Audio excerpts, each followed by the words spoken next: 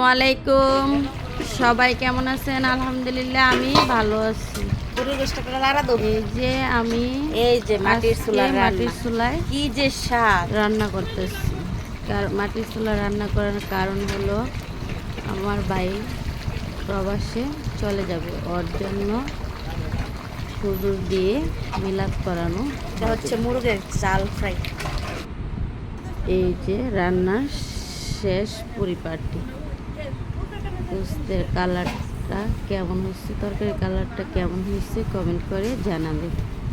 এই যে দেখেন মাটির চুলা রান্নাটা কত সুন্দর হয়েছে, তাই না? আমার কাছে দেখতে অনেক ভালো লাগছে। কার কাছে কেমন লাগে কমেন্ট করে জানাবেন। এই যে আমার ছোট ভাইয়ের জন্য আমার নিজের গাছে পেঁপে গাছ, পাকা পেঁপে নিয়ে গেলাম ছোট ভাইকে খাওয়ানোর জন্য। পেঁপেটা সেই স্বাদ ছিল।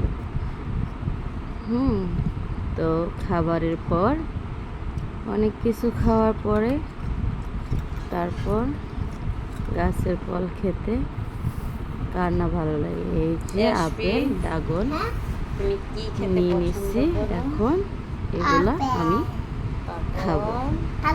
আপনাদের সাথে শেয়ার করার কারণ হচ্ছে আপনারা আমার ফেসবুক পেজটাকে ফলো এবং শেয়ার করে থাকবেন। ওকে, আসসালামু আলাইকুম।